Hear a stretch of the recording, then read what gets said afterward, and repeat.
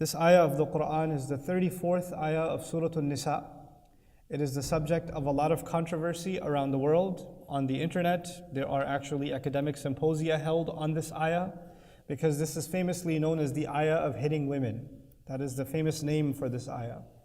And I'd like to start by telling you that these naming conventions, the ayah of darb or darb al-nisa or something like that, right?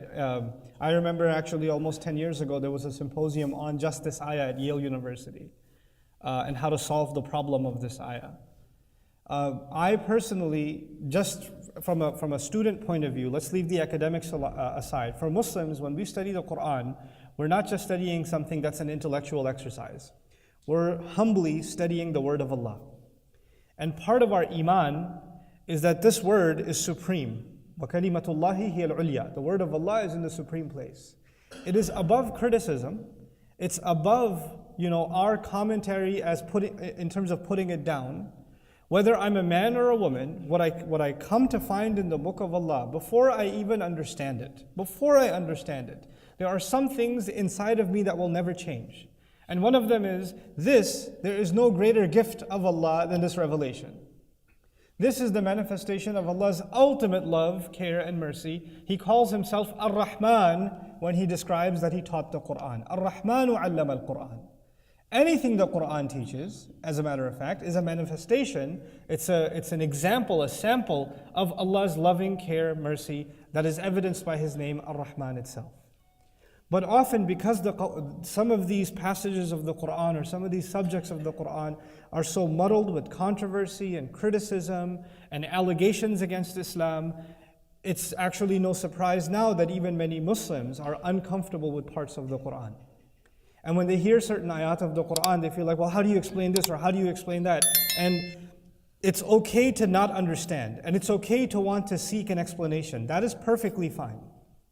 And as a matter of fact, it is also not okay to have a shallow understanding of the book of Allah, not truly understand what Allah is saying, and then fully confidently say, this is exactly what Allah means. We have to be humble, even as students of Allah's book. That at the end of the day, Allahu A'lam. The exercise of tadabbur, the exercise of reflecting on the Qur'an, trying to find meaning, purpose, and guidance in the Qur'an, at the end of the day is a human effort. I will do my best to try to understand the word of Allah. But at the end of it all, the word of Allah is perfect and my mind is not. I'm only going to get as far as I can get. And at the end of it all, I have to give in. وَالرَّاسِخُونَ فِي الْعِلْمِ يَقُولُونَ آمَنَّا بِهِ كُلٌّ مِّنْ عِنْدِ رَبِّنَا. Even when they come across what they can't quite understand, what is tashabaha minhu, what is somewhat ambiguous from the Qur'an, not so clear to them, those who are really truly rich in knowledge, they don't say, I know what this says. They say, we believe in it, all of it is from Allah, I'm okay, I'm good. That contentment in the heart needs to be there as a major prerequisite. Having a criticism when the heart of a believer has a criticism of the word of Allah, you have to understand that is no different than a criticism of Allah Himself. The word of Allah is actually a representation of Allah Azza wa Jal. It is from Him. This is His message, this is His position, so we have to have a humility, regardless of gender, when we approach this subject. The other thing I want to say is that actually later on in the Qur'an, by revelation earlier in the Mus'haf later on, one of the criticisms Allah Azza wa Jal made about the approach to His book is الَّذِينَ جَعَلُوا الْقُرْآنَ عِزِينَ. They took the Qur'an and they tore it to pieces. They took the Qur'an and tore it to pieces. Now it's pretty interesting that statement was made when the Prophet was in Mecca, sallallahu alaihi wasallam. The Qur'an wasn't even documented in writing yet. It wasn't even available as, how do you tear something that's not even written? The point was, you take one piece, one phrase, one word, one expression, one ayah even, and you rip it out of its context. You don't care to know what Allah said before, what Allah said after. Where does this belong? What are the other ayat that help you complete your understanding? Nope, you hear half a thing, you take a soundbite, which is what media does in propaganda, right? You take a soundbite, and then you say, this person said so and so. Well, actually, that's half the sentence. The other sentence, the rest of it is something else. Taking things out of context is actually one of the main implications of الَّذِينَ جَعَلُوا الْقُرْآنَ عِزِينَ. That's one of the crimes that's been committed against this beautiful, beautiful ayah. And I have to start with that this is a remarkably beautiful ayah. The ayah is divided into two halves. The first half of it is how things should be. The second half of it is, what do you do when things aren't as they should be? Two halves. What do you do when things aren't as they should be includes the part that is the subject of controversy. But in order to even understand that phrase, one must first give proper regard to the fact that that's not an ayah by itself. The ayah is a large passage. It's a large sum of sentences. My khutbah today is actually dedicated to the first half of this ayah, the part of this ayah that gets ignored. I would argue before we even, and it would take enough time, I would think, in this khutbah to even get, we're fortunate if we get through that part. And at another occasion, I'd like to come and now deal with the second part of this ayah. But really, at the end of the day, Allah complains that people don't even, they take the Qur'an and tear it to pieces. The crime with this ayah is people have taken the ayah and torn it to pieces. They haven't even looked at the ayah by itself. You know, at the very least, the subject of our contemplation in the Qur'an is the ayah. لِيَدَّبَّرُوا آيَاتِهِ. So they contemplate His ayat. So you look at the ayah as a whole at least. And then as a larger sum, you look at the surah as a whole. And then by extension, you look at the Qur'an as a whole. So things have to be looked at in a conjoined sort of way. So I'd like to begin with the first remarkable phrase here, الرِّجَالُ قَوَّامُونَ عَلَى النِّسَاءِ. Men, a rough translation, men are maintainers over women. Men are maintainers, caretakers over women. But let's dig deep into that word in between men and women, which is قَوَّامُونَ عَلَيْهِنَّ قَوَّامُونَ عَلَى النِّسَاءِ.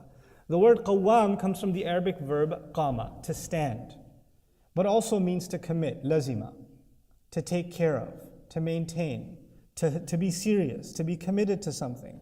As a matter of fact, one of the names of Allah comes from this same origin. Allahu la ilaha illa huwa al-hayyul qayyum. Al-qayyum is actually related to the word al-qawwam. It's from the same origin. And so the first thing from an imani point of view, from a faith point of view, is we have to be careful in how to understand this word, because Allah chose this word to extract from it one of His own names. So if you are loose in the treatment of this word, you're dealing with something very sacred to begin with. You have to think about, for a moment, take a step back, and think about language altogether. Allah taught all of bayan, allamahul bayan. All language was taught by Allah, even what we speak now in English or Urdu or Punjabi or Farsi or Bahasa Malay, whatever language you speak. That is actually, it goes back to what was given to Adam alayhi salam.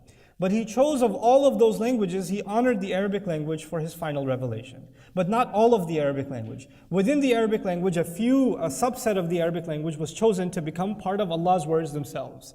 And within that vocabulary, there's even a more special vocabulary which Allah chose to describe even Himself.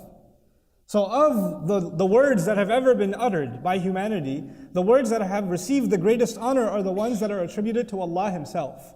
And Al-Qawwamun is actually related to one of those names, Al-Qayyum.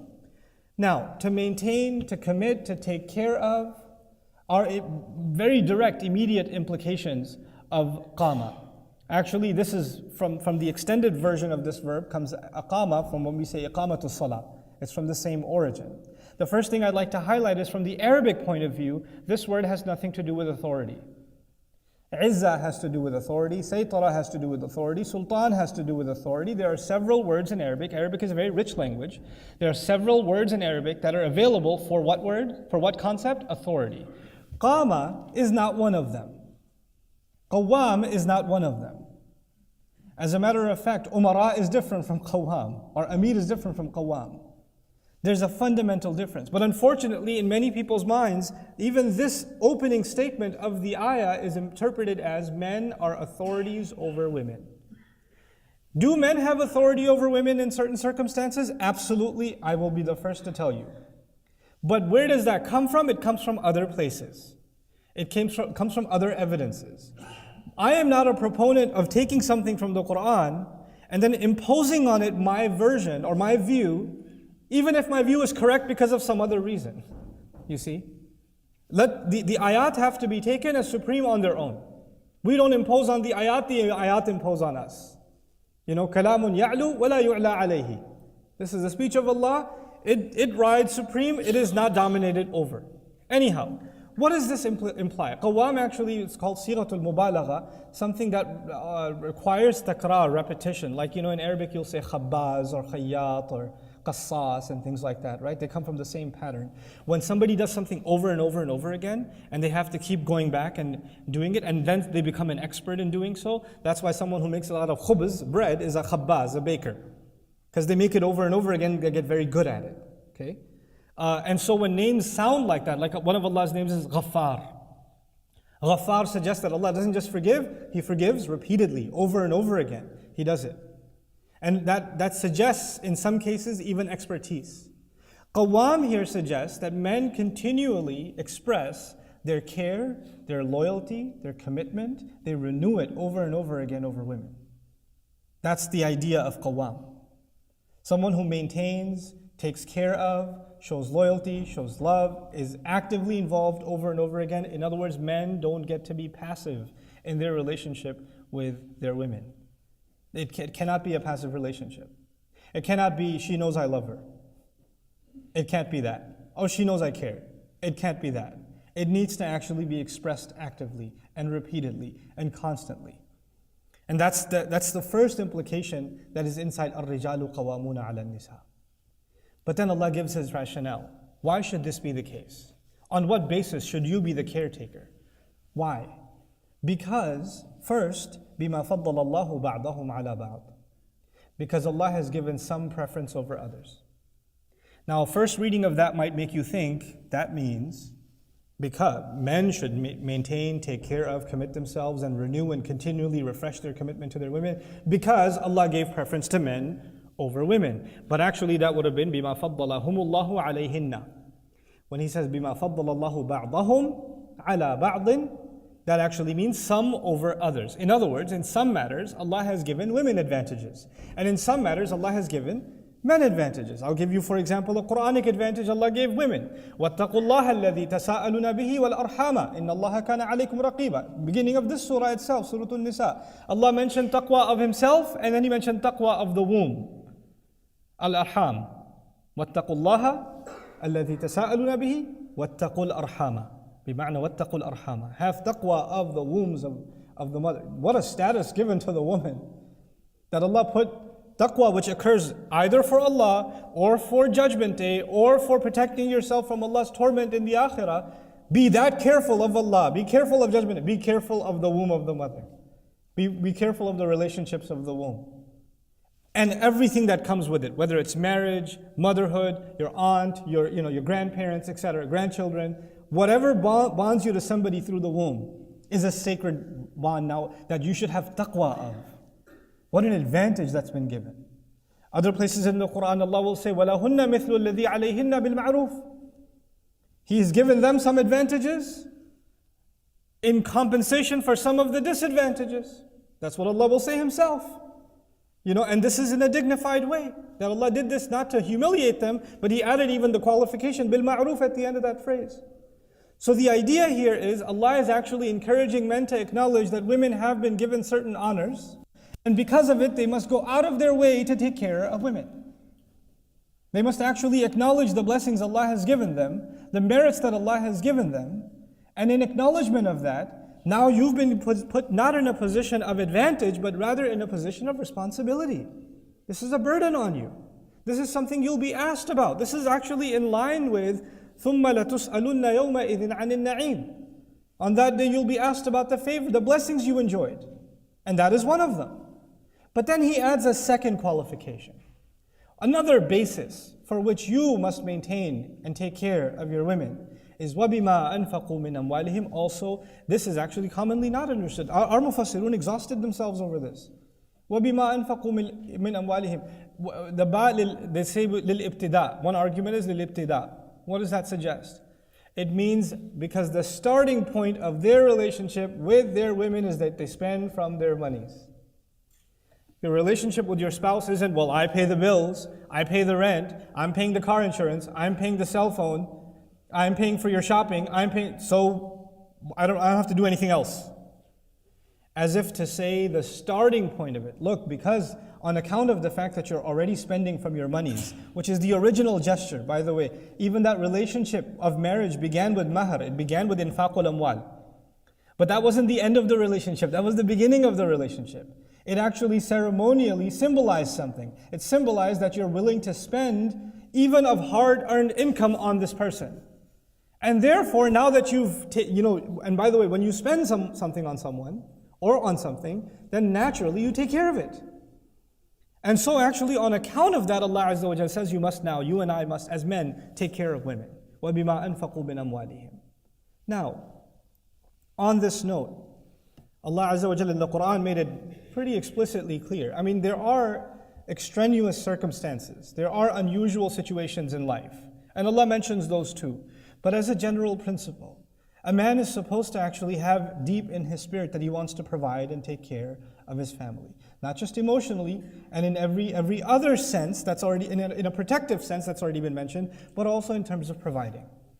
I felt the need to highlight this because I've had, I think, one too many conversations that have left me pretty shocked, even disgusted, where husbands not only refuse to spend on their wives, I mean, not even in the most minimal way. They'll even go to a restaurant.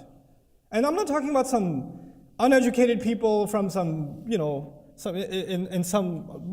area somewhere. No. Those people are actually much better. We're talking about people who live in Dallas, man. We're talking about people that are educated, professional, well established, and they'll go to a restaurant with their wife and say, "We're splitting the check." Or I didn't want to come here, you wanted to come here, you pay. Or we're going on a trip to Pakistan. You buy your own ticket. Or, well, if you, and she says, I haven't bought any clothes for 3 years. I don't have anything. I don't even have enough to just even get groceries. Well, get a job then. I don't have enough, but you do have enough. You're getting a second car. You just bought a new TV for your office, which you play video games in. Why can't I just have, no. If you want to, just go get work. Go work yourself. This is the antithesis of qawwamuna ala, as if Allah is saying, if you don't have that, if you don't have the sense to want to spend and take care of, and by the way, that's not an open line of credit for women either. It's not like she spends whatever she wants or whatever. But you must take care of her needs at least and make her feel dignified. And actually, even if a woman has to come and beg and ask, and be humiliated to even ask for some financial assistance, this is an indication that you're no longer qawwam. You're not. وَبِمَا أَنفَقُوا مِنْ أَمْوَالِهِمْ is so beautifully spelled out, And what happens in many traditional cultures is a fun problem. We get married and our parents and our siblings, they're our real family. This girl you married, you just did her a favor. And you and your family will continuously remind her that, I could have married anybody. My mother showed me 20 different proposals and I went with you. So you just be grateful and live in the closet. You know your place. And now she sees with her own eyes every time you earn something, every time there's a moment to celebrate, every time there's a joyous occasion, you treat those people as your real family and her as second class. She doesn't really belong. She's the object of criticism, ridicule, mockery, and even negligence. And this is very common in Muslim families. How in the world are we people of Qur'an? How can we recite ayat like these? The first part of this ayah, we feel like Qur'an is, it's embarrassing, it's saying something politically incorrect. We don't even look in the mirror. Well, the first part of this ayah is putting us to shame. It's putting us in our place. وَبِمَا أَنفَقُوا مِنْ أَمْوَالِهِمْ. Then Allah turns His attention to women. Okay, this is how men should be. The first part of this brief statement, very comprehensive, is how men should be and how they should regard women. And because of the favors, not because men and women are special, because Allah gave them certain special things. That is Allah's grant to them. Sometimes you say, I don't see anything good in my wife. or whatever. Allah Azza wa Jalla is saying, بِمَا فَضَّلَ اللَّهُ بَعْضَهُمْ عَلَى بَعْضٍ. There are some things good in you that Allah granted you. Nobody can take that away. There are some things good in her that Allah granted her. Nobody can take. Not even you can take that away. Now, from the flip side of this, Allah Azza wa Jalla describes فَالصَّالِحَاتِ. Good women, reformed women. So Allah didn't just say, on the men's side He called them rijal. On the women's side He didn't begin with nisa. He began with the salihat, good women. And this is actually now Allah's direct sermon to women, the believing women. That Allah Azza wa Jal wants them not just to be women, but to be good. As-sulh is the Arabic opposite of fasad. Fasada is when something goes rotten. When something becomes rotten. When something no longer has a good smell anymore, good taste anymore, it's no longer nutritious anymore, then it has fasad in it.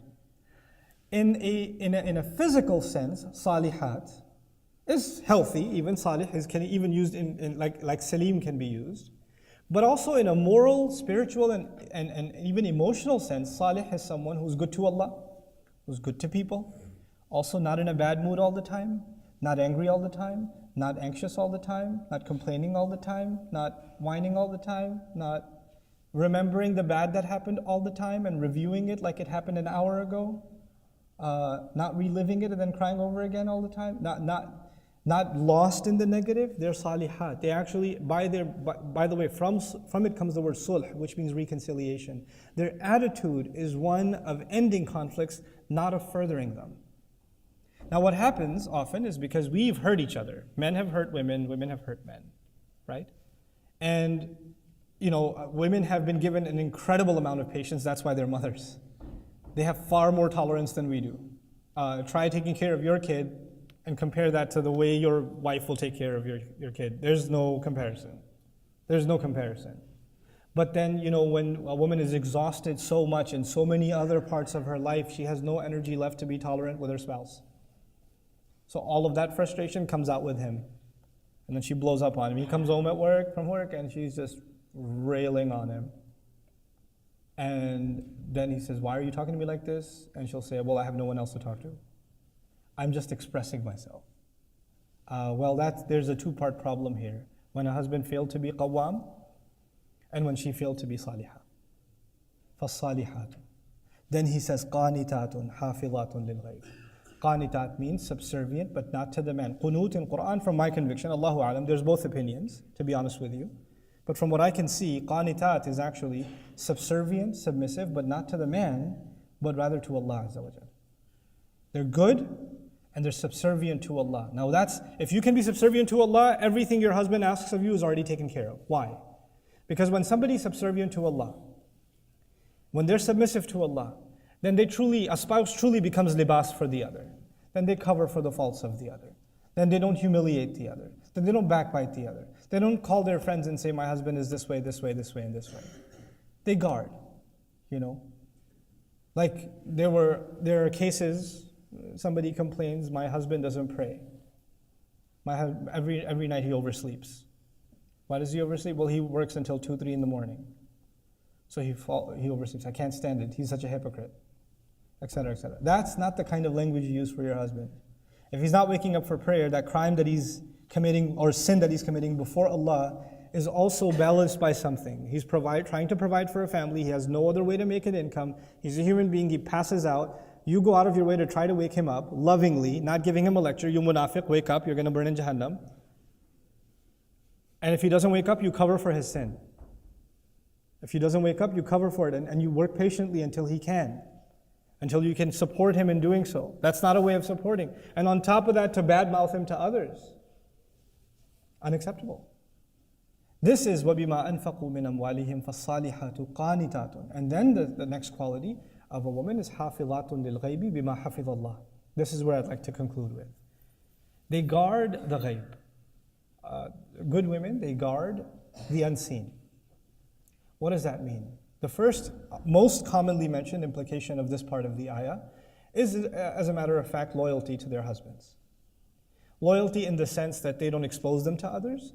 Loyalty also that when the husband is gone, they're not doing something the husband wouldn't have wanted them to do. Loyalty also in the most explicit sense, that they're not cheating on their husband, whether physically cheating on their husband or emotionally cheating on their husband. No, I'm just talking to him. I just text him every once in a while when I feel alone. We're just friends. No, no, no, no. That's also emotional infidelity.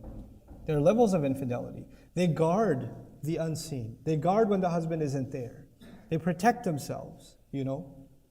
A woman has to ask herself, why is she getting extra dressed up when she's going out, when the husband isn't there? Why is she putting on extra levels of makeup, etc., when so-and-so people are going to be there? I'm not there to make that call. You're not going to be there to make. You have to make that call yourself. Why are you doing this? Where is this coming from? Why are you changing your profile picture? For who? You know, why is that happening? Why are you posting newer and newer poses as a married woman? What's that about? Who are you trying to impress? You can lie to yourself. You can even rationalize it to me. I'm not interrogating you. I'm asking you to interrogate yourself. You just have to interrogate yourself. حافظات للغيب. On account of what Allah meant to be guarded. Some more reflective interpretations of this before I leave you are also that Allah Azza wa Jal made women حافظات للغيب, in that they're protective of things they can't see. They're more careful and mindful and spiritually more alert than men are. You know, like in a sense that, you know, when they make dua, they consider so many more things that men رَبَّنَا آتِنَا فِي الدُّنْيَا حَسَنَةً وَفِي الْآخِرَةِ حَسَنَةً وَقِنَا عَذَابَ النَّارِ. Done. A woman, dua for like 15 minutes. And she's sitting there and she's crying. Why? Because every concern is a big one to her, especially matters of, you know, what she can't predict, what's going to happen in the future, etc., you know? So Allah put that as a good quality in her too. Hafilatun lil ghaib has a spiritual dimension also, on account of what Allah has meant to be guarded. This is the first part of the ayah that is the subject of so much controversy. This is where marriage is supposed to be, the function of marriage is described in the most beautiful and comprehensive way. Before we even get to what goes wrong, which by itself, I would fully confidently argue is beautiful advice. It's absolutely beautiful advice. And inshallah ta'ala, when the time comes and we discuss it phrase by phrase and go through it, hopefully inshallah ta'ala, you have a renewed appreciation also of what Allah Azza wa Jalla is saying and what He's getting at in this remarkable ayah. But even before I go to that, just one last thing I'd like to share with you. Right after this conversation, what should be the right way to go about a relationship? What happens when a relationship goes bad? Right after that, what is the statement of Allah Himself? وَاعْبُدُوا اللَّهَ وَلَا تُشْرِكُوا بِهِ شَيْئًا وَبِالْوَالِدَيْنِ إِحْسَانًا وَبِذِي الْقُرْبَى وَالْيَتَامَى وَالْمَسَاكِينِ وَالْجَارِ ذِي الْقُرْبَى وَالْجَارِ الْجُنُبِ وَالصَّاحِبِ بِالْجَنبِ وَابْنِ السَّبِيلِ وَمَا مَلَكَتْ أَيْمَانُكُمْ إِنَّ اللَّهَ لَا يُحِبُّ مَنْ كَانَ مُخْتَالًا فَخُورًا. That's Allah speaking. Allah Azza wa Jalla says, worship Allah, don't commit shirk with Him, be the very best you can possibly be to your parents, close relatives, orphans, poor, the needy, the close neighbor, the one you're traveling by, they're commuting next to you. Even be good to them. And the one who travels, be good to everyone. Ask yourself this. Oh, so the Qur'an is saying be good to everyone except your wife? Is that what the Qur'an is saying? You know, the ayah of hitting women. And hit women, by the way, be good to everyone else though. Be great to them. Have ihsan towards everyone else. What happens to the statement of the Prophet ﷺ? لا تضربوا إماء الله. Don't hit the female slaves of Allah. What happens to the statement of the Prophet ﷺ? خيركم خيركم لأهله. The best of you are the ones that are the best to their families. وأنا خير منكم لأهلي. And I'm the best among you to my family. What happens to studying the role Rasulullah ﷺ played? How did he serve as a husband? How did he deal with problems in his marriages? There were problems in his marriages. How did he deal with them? How did he overcome those challenges? Why is that sunnah there? So we understand the manifestation of the Qur'an. كَانَ خُلُقُهُ الْقُرْآنِ. His character, his demeanor, the way he carried himself is itself a manifestation of the Qur'an. That's why those two things can never be separated. You know? May Allah Azza wa Jal make us genuine, sincere, and true to the word of Allah. May Allah Azza wa Jal allow us to be healthy husbands and healthy wives in our relationships, and therefore be sound parents so that we raise our children knowing what it means to be in a healthy relationship. Barakallahu li wa lakum fil Qur'an al-Hakim wa nafa'ani wa iyyakum bil ayati wa dhikr al-Hakim.